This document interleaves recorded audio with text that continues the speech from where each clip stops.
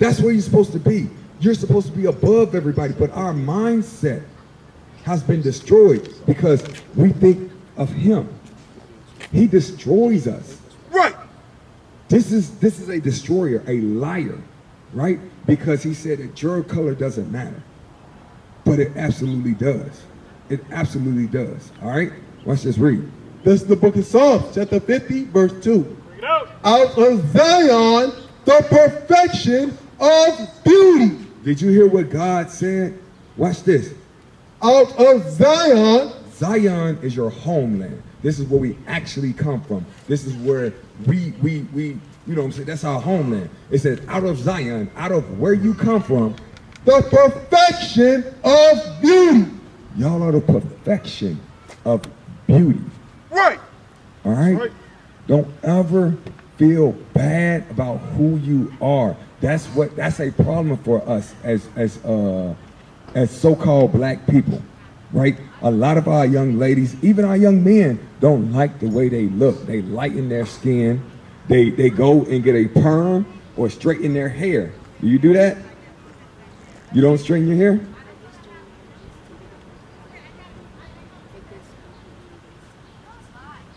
Okay, so you straighten and then it puffs back up.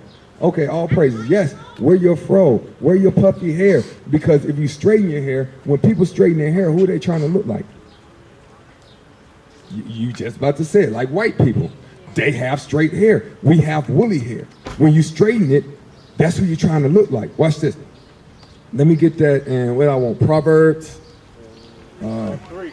Yeah. Envy not the oppressor. Yep. Let me get that. Because we envy them. When we try to look like them, that's envy. We're saying that we're not good enough. But God said that you are the perfection of beauty. You are what everybody is trying to be like. You just said it. Everybody try to be us. Why? Because we're God's greatest thing that he made. He said we're special, holy, and above everybody, Maya. All right? Watch this, read. This is the book of Proverbs, chapter 3, verse 31. Bring it out. Envy thou not the oppressor. It said, don't envy the oppressor, the white people. Don't envy them. Don't want what they have. Don't want to look like they look. Don't want to be like them, right?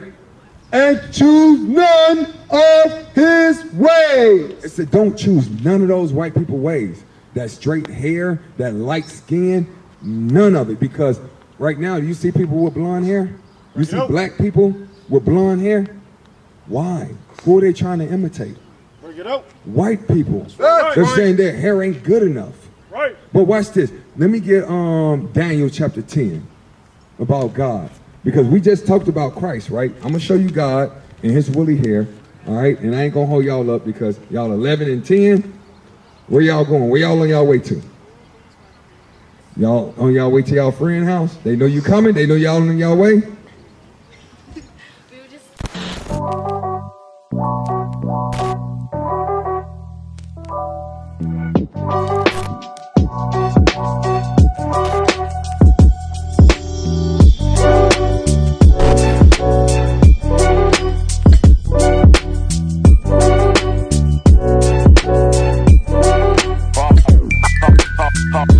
Make sure y'all safe, right? Because we just went over Christ having woolly hair, right? If Christ have woolly hair, what do you think his dad looked like? Absolutely, Maya. He's a black man. Watch this. We're finna read it. Read it. This is the book of Daniel, chapter 7, verse 9. I beheld till the thrones were cast down, and the Ancient of Days did sit. So it said the Ancient of Days did sit. That's a person, the Ancient of Days. Ancient of Days, ancient means before or a long time ago. Ancient of Days, before time started. Somebody sat. That was God. He's the Ancient of Days. He was before everything was created, right? Watch this, read. Whose garment was white as snow. So he's a physical being. He's wearing a garment. Garment just means clothes, right? So he's a physical, living person. Read. And the hair of his head. So now we're talking about God's hair. It said the hair of his head. Like the pure wool. It said like the pure wool. We just went over woolly hair. You touched your hair. You pointed out Christ. You said that black people have woolly hair. It just told you that God is a black man. All right? That's right. So Maya, Michaela, make sure y'all understand that y'all are the greatest people that God made. Never be ashamed of who you are. What? Oh, hold on. Give me Isaiah 45, verse 17. Bring it out. 45:17, because God tells us not to be ashamed that we're his people, but society wants us to feel bad about who we are.